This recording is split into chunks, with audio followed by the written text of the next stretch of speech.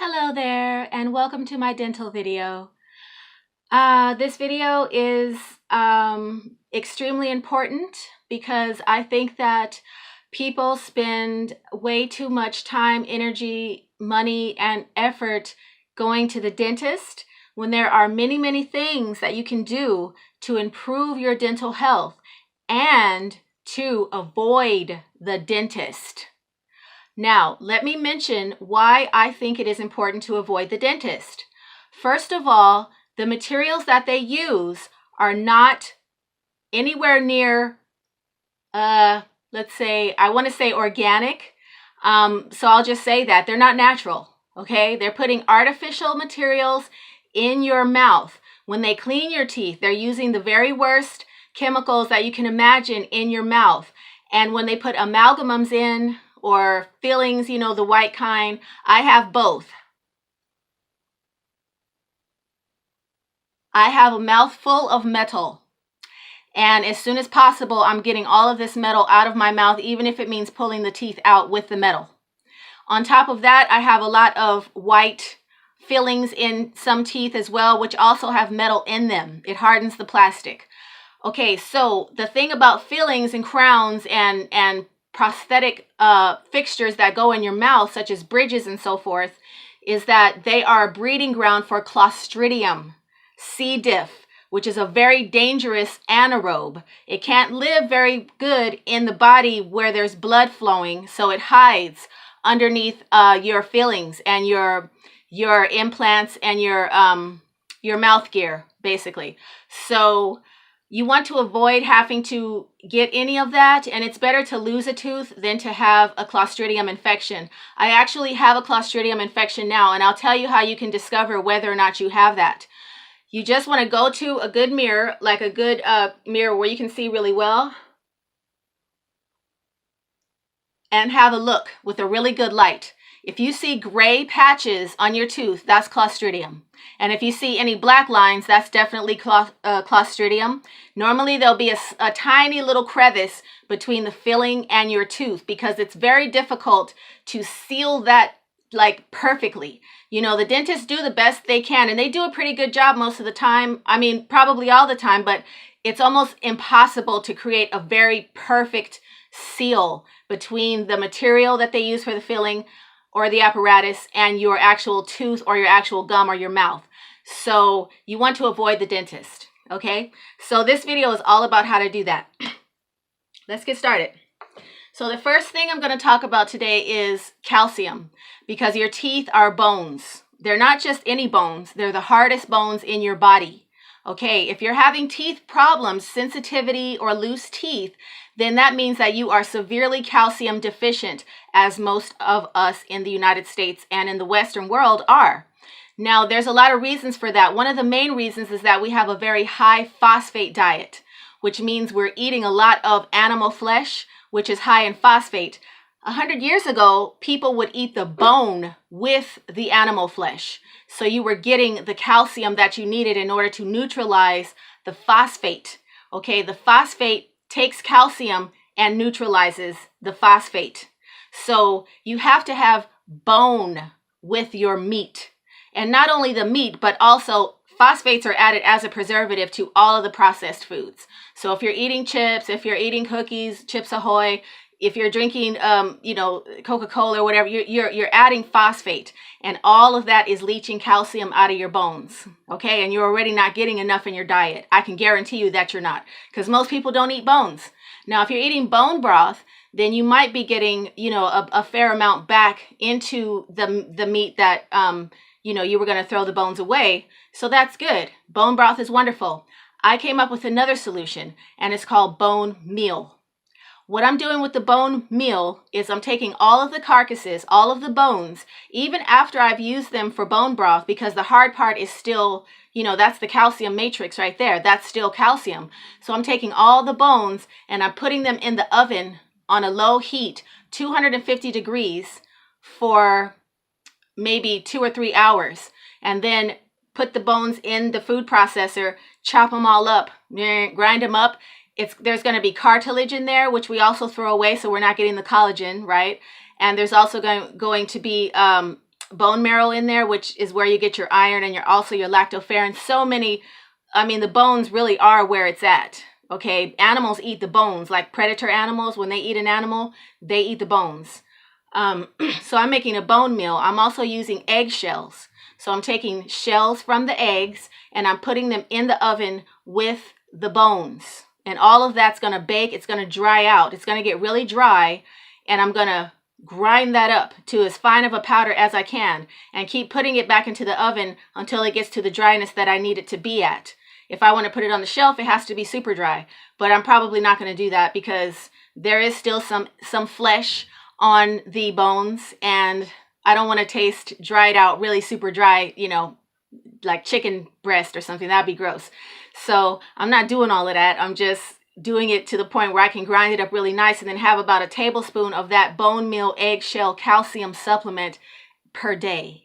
Because back in the day, we used to get 4 or 5 grams of calcium every day, and nobody had a cavity. When they go back and look at record, you know, dental artifacts from early humanity, they didn't have cavities and stuff.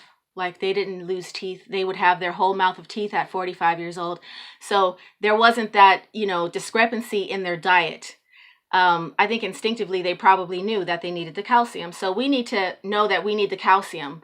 So the bone meal is my new thing. I'm going to be doing that all the time because you can't drink enough milk. I just found out yesterday. I thought I was doing good because I was drinking 2 or 3 glasses of milk every day, and I thought I was doing good. Well, it takes 1 quart of milk in order to get 1 gram of calcium. Okay, and you need 4 and 5 grams per day. So 1 quart is not enough. And I just can't sit there and drink that much milk. Like, that's just way too much.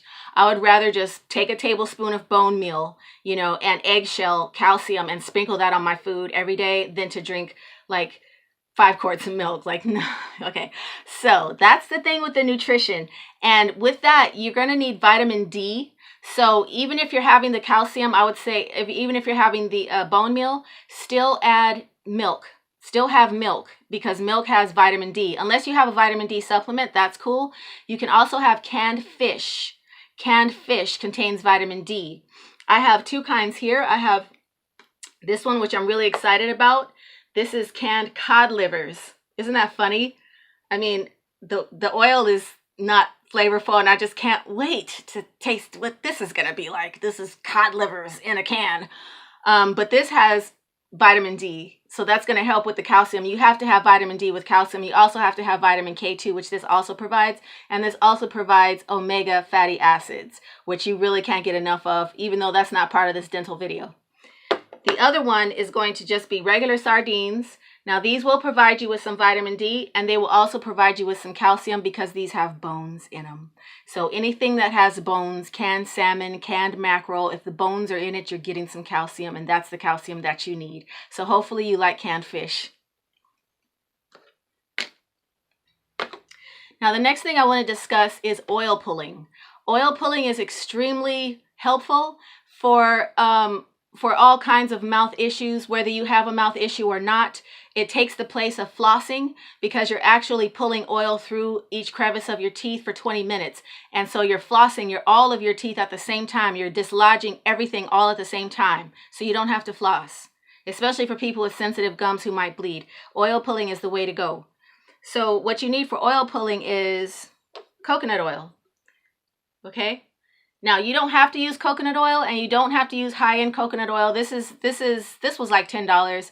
It's organic and it's cold pressed. Now, the reason I like this is because it is very highly antimicrobial. So this is going to kill germs that are in your mouth. But you can also use the dollar store coconut oil. That's just fine. That also has some antimicrobial properties to it. And you can also use olive oil as well. So you can use whatever you have. If all you have on your shelf is vegetable oil, then use that. It's fine. Just don't eat vegetable oil ever because it's not for human consumption.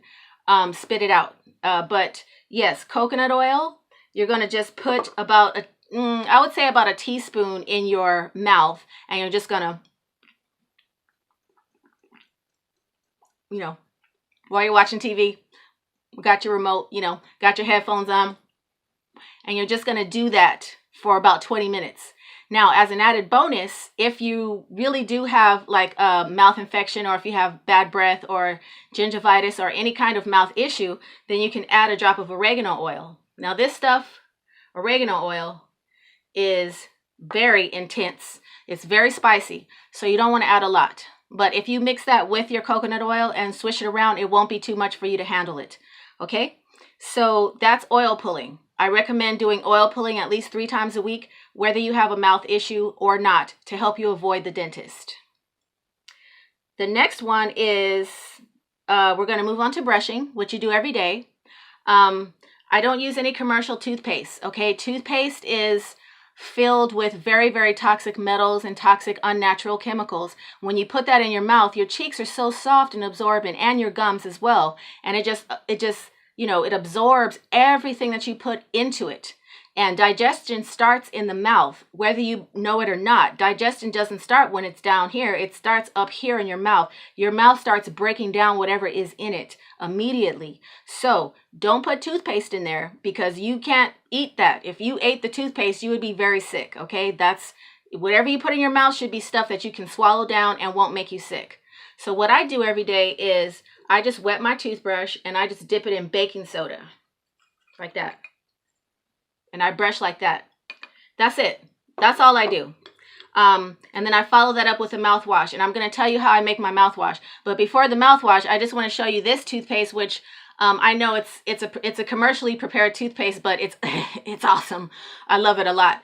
I just found this. It's a Ayurvedic toothpaste, and it has like 25 different ingredients, including neem in it, neem oil.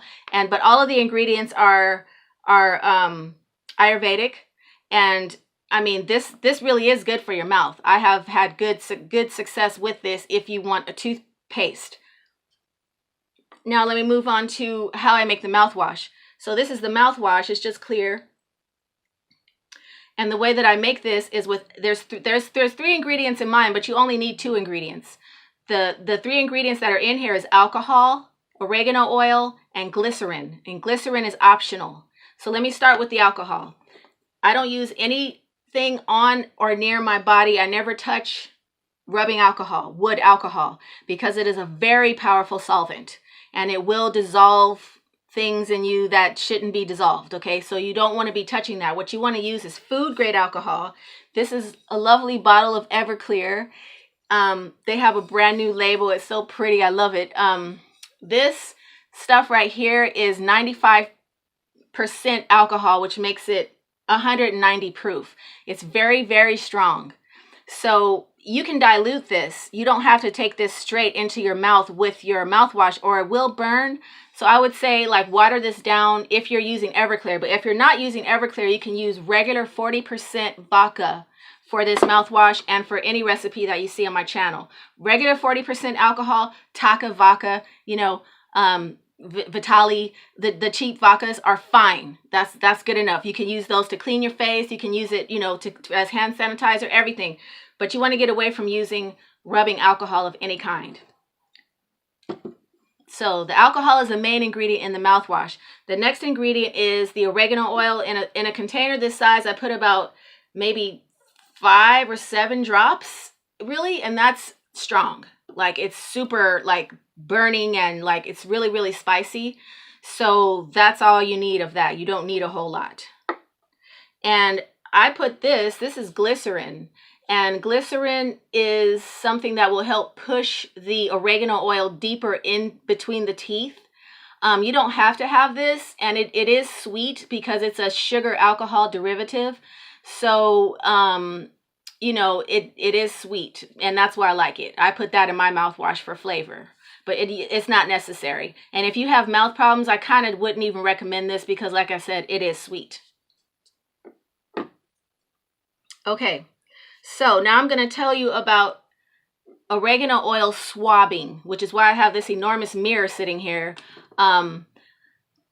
Okay, so this part right here, I would demonstrate for you, except I don't want to drool all over my table, because you will drool when you do this. So if you do this, make sure you have something to catch the drool, because you're going to drool a lot. This thing is very, very spicy. So basically what you do is you put the oregano oil on the Q-tip, and then you just You dab it in, and you can bite down on the Q-tip because you really want to get this in. I actually have a Clostridium infection on one of my teeth back here on one of the molars because it has metal. It has a metal amalgam filling in it, and I tried to convince the dentist to pull that tooth. They wouldn't pull it because they didn't see anything wrong with it. But when you have metal in your mouth, it will eventually need to get pulled because the metal is going to corrode the bone. So I told them, please pull this. They wouldn't pull it. Now I have a little infection. There's a little tiny little sliver of a slice where the Clostridium is thriving and living in my mouth. I'm so mad. But anyway, so I swab, especially back there, real good. And I drool all over the place, and I do that for like 10 minutes. Okay? So the next thing I wanted to mention that I left out of the nutrition section was that if you're vegan and you don't want to eat the bone stuff, I totally understand. I was vegan for a long time myself. So let me recommend a CalMag supplement to you. This is from the Dr. Clark's store online, and it's the only one I can endorse because I just have tried many different brands of supplements, and these are the best. They're the most pure. She has a very high standard of purity. And as it says on there, it says leader in purity, no joke.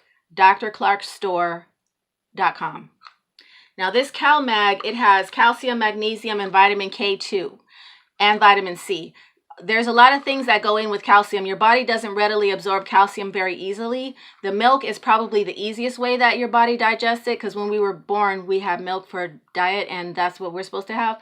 But, you know, you can only drink so much milk, right? So this has everything you need to go along with it. And I believe that so does the bone meal that I'm going to be preparing as well. Now, if you have any pain in your mouth at all, don't go run into the dentist. Don't go run into them, because they're just going to look around. They're going to say, oh, well, you need this, you need that. No, you don't. Okay? No, you don't. I've had so much work done in my mouth before, I would say 5 years ago, because I was just like, oh, I have a little pain in my tooth, and I ran to the dentist. Don't do that. You don't have to. Get Eugenol. Now, you can't see this very good, but this is Eugenol. And this stuff right here will kill that pain like hotcakes, like on the dot, like little babies. You know how you put Ambisol and you know, they're fine after that? This will do that. It's very powerful. It kills pain in the mouth. And clove oil also has some numbing effect. Clove oil is better, for me personally, on the gums than on the teeth. And the Eugenol does it on the teeth. And you could just take, this comes with a Q-tip, but you just take the Q-tip and you dab it where the pain is and watch that pain disappear. Okay, so I think that's it. I can't believe I almost ended my dental video without talking about probiotics. OMG. Probiotics are not just for the gut. They, like I said, digestion starts up here in the mouth, okay? So when you take a probiotic supplement, or you eat yogurt, or you eat fermented foods such as miso, or fermented carrots, or sauerkraut, then you're adding healthy, helpful bacterial microbes to your entire alimentary tract, all the way from your mouth, from the rooter to the tutor, okay? So you can't have a healthy mouth if you don't have a healthy microbiome. To that, I want to say, make sure you eat enough prebiotic fiber in order to give the microbes something to eat, which would be cabbage or anything from the onion family, vegetables of any kind, or potatoes. Thank you.